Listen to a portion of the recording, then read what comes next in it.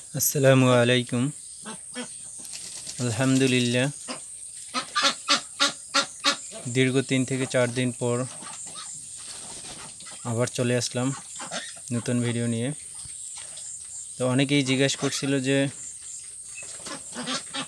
ভাই আপনি আর ভিডিও দিচ্ছেন না কেন। আমার অনেক বড় ভাইরা জিজ্ঞেস করছে যে ভাই আপনি এখন আর ভিডিও দিচ্ছেন না কেন। ভিডিও না দেওয়ার কারণ একটাই হলো, আমার একটা এমার্জেন্সি কাজ পড়ছিল, এমার্জেন্সি কাজের জন্য ঢাকা যেতে হয়েছিল। এজন্য আমি আন্তরিকভাবে দুঃখিত ভিডিও না দিতে পারে। আজকে আমরা আমার হাঁসের জন্য, আমাদের খামারে যে হাঁস আছে, হাঁসের জন্য ফল দিব। এই জায়গায় দেখতে পাচ্ছেন আমরুল ফল আছে, এই ফলটা কেটে তারপরে আমরুলগুলো হাঁসকে খাওয়াবো। এটা আমাদের নিজস্ব গাছ আছে, নিজস্ব গাছেই হয়েছে।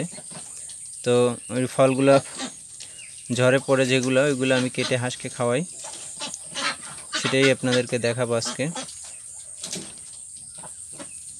সম্পূর্ণ ভিডিও দেখতে আমার সাথেই থাকুন।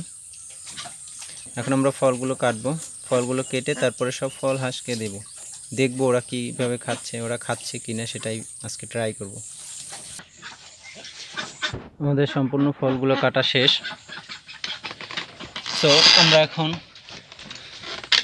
ফলগুলো একটা পাত্রের মধ্যে ঢেলে নিব। এই পাত্রের মধ্যে আমি আমার সব যে ফলগুলো কাটা হয়েছিল, সম্পূর্ণ ফলগুলো পাত্রের মধ্যে দিয়ে দিছি। আমাদের সম্পূর্ণ ফল কাটা শেষ। সো আমরা এখন আমাদের ফার্মের মধ্যে চলে যাব, যেখানে আমাদের হাঁস আছে ওই জায়গায় চলে যাব। So let's go. আমরা এখন আমাদের ফার্মের মধ্যে চলে এসেছি। আমাদের হাঁসগুলো প্রাপ্তবয়স্ক হয়ে গেছে এখন, যেহেতু 45 দিন ওভার হয়ে গেছে। এই হাঁসগুলো 45 দিন ওভার হয়ে গেলে এরা প্রাপ্তবয়স্ক হয়ে যায়। এক একটা হাঁস বড় যেগুলো আছে 3.5 কেজির মতো ওয়েট আসছে, আর ছোটোগুলো 2.5 কেজি 3 কেজির কাছাকাছি। কিছু একবারে ছোটো যেগুলো আছে ওইটা 2.5 কেজি আছে, আর কিছু 3 কেজি আছে, কিছু আছে 3.5 কেজি। তো এরা গোসল করতেছে, এদেরকে পানি দিছিলাম। এদেরকে মাঝে মাঝে ঘাসও দেওয়া হয়। আপনারা জানলে অবাক হবেন যে এরা কিন্তু ঘাসও খেয়ে থাকে। আমাদের যে ঘের আছে, ঘেরের পাশে ঘাস হয়, আমি মাঝে মাঝে এদেরকে ঘাসও খাওয়াই। আপনাদেরকে সেটা দেখানো হয় নাই, ইনশাআল্লাহ চেষ্টা করব একদিন সেটাও দেখানোর। এখন আমরা এদেরকে, আমরা যে ফলটা কাটিং করছি, ফলগুলো দিয়ে দেব।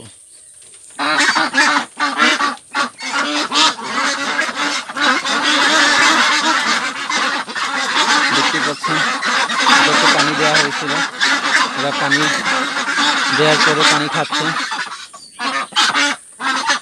এখন আমরা আমাদের ফলগুলো এটার মধ্যে দিয়ে দেব।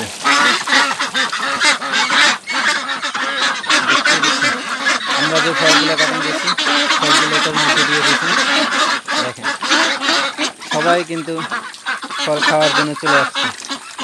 এরা কিন্তু অনেক আনন্দ করে ফল খাচ্ছে। দেখেন এক একদিনে দেখেন মুখ ভরে ভরে ফল খাচ্ছে। অনেকে মনে করতেছেন যে না খাবে না। তো আমার হাঁসগুলো আমি ওইভাবেই রেডি করছি। এরা ফল খেতে পারে, এরা ঘাস খেতে পারে, এরা সব কিছুই খায়। এদেরকে অল্প অল্প দিয়ে খাওয়ানোর পরে এদেরকে অভ্যস্ত করছে এগুলো দিয়ে। আর যখন আমের সিজন ছিল, এখনও আম আছে, বাট আমাদের গাছের আমগুলো বড় হয়ে গেছে। যখন আম ছোটো ছিল তখন গাছ থেকে আম পড়ছিল, তো ওই আমগুলো ভিটামিন সি হিসেবে আমি ইউজ করছি। সেগুলোর ভিডিও দেওয়া আছে, নিশ্চয়ই আপনারা দেখতে পাচ্ছেন। সেগুলো যারা আগের ভিডিও দেখছেন তারা নিশ্চয়ই ওইগুলো দেখছেন। তো এখন এদেরকে ফল দিচ্ছি, এরা ফল খাচ্ছে। এদেরকে ঘাসও দেওয়া হয়, তো ওইটা আপনাদেরকে দেখানো হয় নাই।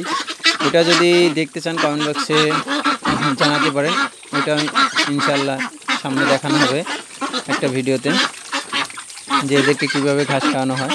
দেখেন ফলগুলো দিচ্ছি, এরা কিন্তু ফলগুলো খুব আনন্দ নিয়ে খাচ্ছে। সবাই কিন্তু ফল খাচ্ছে। আলহামদুলিল্লাহ, মাশাআল্লাহ, আপনাদের দোয়ায় আমার হাঁসগুলো বেশ সুস্থ আছে। হাঁসগুলো দেখলেই বোঝা যাচ্ছে যে হাঁসগুলো চঞ্চল, সুস্থ স্বাভাবিক আছে, দৌড়াদৌড়ি করছে, খাওয়া দাওয়া করছে। দেখেন সবাই কিন্তু খাচ্ছে। এরা কিন্তু বেশ, এর আগেও এদেরকে খাবার দেওয়া হয়েছে, কিন্তু এদের পেটে বেশি একটা ক্ষুধা নাই। তারপরেও যতটুকু ক্ষুধা আছে এরা কিন্তু খাচ্ছে।